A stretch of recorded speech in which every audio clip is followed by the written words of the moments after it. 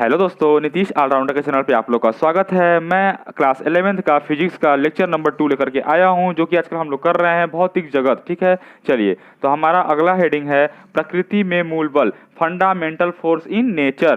तो दोस्तों देखिए, नंबर 1 आपका जो बल आता है प्रकृति में, जो मूल बल जो विद्यमान है, जो उपस्थित है नेचर में, वो बल आता है दोस्तों गुरुत्वाकर्षण बल। ठीक है दोस्तों, गुरुत्वाकर्षण बल जो है कि होता है, फार्मूला होता है F=K m1m2/r²। दोस्तों यहाँ पे देखिए, आप पूछेंगे मुझसे कि m1 m2 क्या है। दोस्तों मैं आप लोगों को बता दे रहा हूँ। जैसे मान लीजिए ये हमारा अर्थ है, ठीक है, और अर्थ पृथ्वी के बाहर यदि कोई पिंड है, ठीक है, तो ये मान लेते हैं m1 जो है वो अर्थ का द्रव्यमान हो गया, और m2 जो है वो उस पिंड का द्रव्यमान हो गया। ठीक है दोस्तों, इस अर्थ से और इस पिंड के बीच में जो दूरी है उसको हम r मानते हैं। ठीक है, तो यही फार्मूला बन जाता है कि F=K m1m2/r²। दोस्तों यहाँ पर k एक नियतांक है। ठीक है, के क्या है, के एक कांस्टेंट है, नियतांक है। ठीक है दोस्तों, तो आप समझ गए होंगे।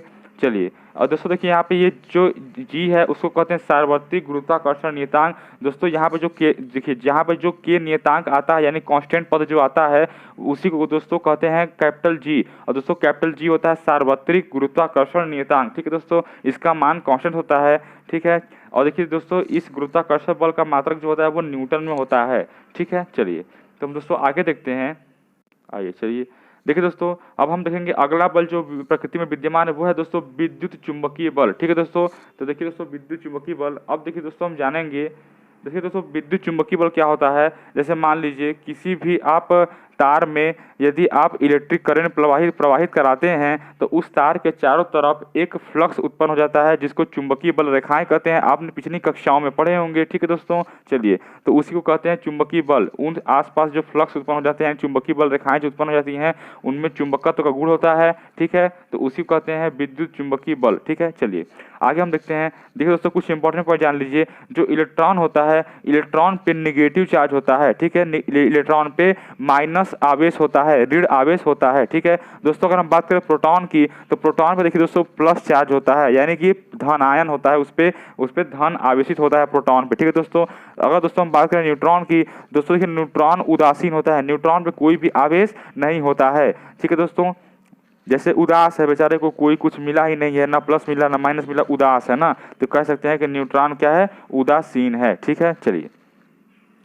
दोस्तों, और कुछ कह सकते हैं इसको कि यह आवेश रहित है। ठीक है दोस्तों, देखिए कुछ ये पढ़ लीजिए कि समान आवेश में प्रतिकर्षण बल तथा विपरीत आवेश में आकर्षण बल कार्य करता है। ठीक है दोस्तों, अगर मैं बात करूं कि देखिए, अगर मैं बात करूं कि एक आवेश मान लीजिए यहाँ पे Q1 है और ये क्या है दोस्तों, इसका आवेश प्लस में है। ठीक है, और दोस्तों एक आवेश किसी चीज़ का Q2 है लेकिन इसका आवेश दोस्तों क्या है, माइनस में है। ठीक है, तो दोस्तों देखिए, यदि एक आवेश प्लस में हो और एक आवेश माइनस में हो, तो दोस्तों देखिए ये दोनों आवेश एक दूसरे को अट्रैक्ट करते हैं, यानी कि आकर्षित करते हैं। ठीक है, इनमें आकर्षण बल लगता है यदि समान आवेश के यदि आपके चार्ज हैं तो। ठीक है, क्या लगता है, आकर्षण बल लगता है। लेकिन दोस्तों अगर यहीं हम बात करें कि एक चार्ज हमारा क्या हो, चलिए देखिए, अगर हम यहीं पे बात करें कि एक चार्ज हमारा क्या हो, प्लस हो, लेकिन दूसरा वाला चार्ज क्या हो, प्लस हो, दोनों चार्ज मतलब क्या हो दोस्तों, प्लस हो। ठीक है, दोनों चार्ज यदि प्लस में होंगे तो देखिए दोस्तों ये अपने आप को प्रतिकर्षित करते हैं, रिपल करते हैं। ठीक है,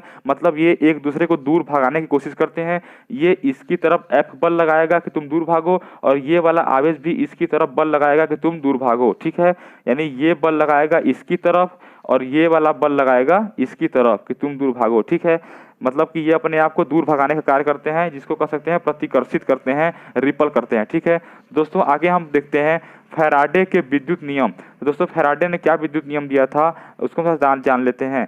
तो दोस्तों हमारा हेडिंग है प्रबल नाभिकीय बल। ठीक है, प्रबल नाभिकीय बल, दोस्तों देखिए तो स्ट्रॉन्ग न्यूक्लियर फोर्स, यह बल वैद्युत चुंबकीय बलों से 1000 गुना शक्तिशाली होता है। दोस्तों अगर हम न्यूक्लियर फोर्स की बात करें, दोस्तों देखिए ये आपका होता है 1000 गुना ज़्यादा होता है, किससे, वैद्युत चुंबकीय बलों की तुलना में। ठीक है, चलिए तो आगे हम देखते हैं। दोस्तों आगे हम बात करें फैराडे के विद्युत नियम का, तो फैराडे ने विद्युत नियम, ये यहाँ पे मैंने नहीं बताया। तो दोस्तों अगर हम फैराडे के विद्युत नियम का बात करें तो फैराडे ने एक नियम दिया था कि यदि किसी चुंबकीय बल रेखाओं के क्षेत्र में यदि किसी चुंबकीय या चुंबक के एरिया में कोई यदि कंडक्टर मतलब कोई अगर किसी चीज़ पे हम कापर का कंडक्टर या उसका बाइंडिंग बना के अगर ऐसे घुमाएं, ठीक है, ऐसे घुमाएं तो उसमें एक इलेक्ट्रिक करंट प्रवाहित होती है या उसमें एक ईएमएफ उत्पन्न होता है। तो दोस्तों देखिए इसी के बेस पे जो आपका डायनेमो है और दोस्तों क्या है जनरेटर जो सब हैं इसी के बेस पे बनाए गए हैं, ठीक है। तो फैराडे ने ये विद्युत का नियम दिया था।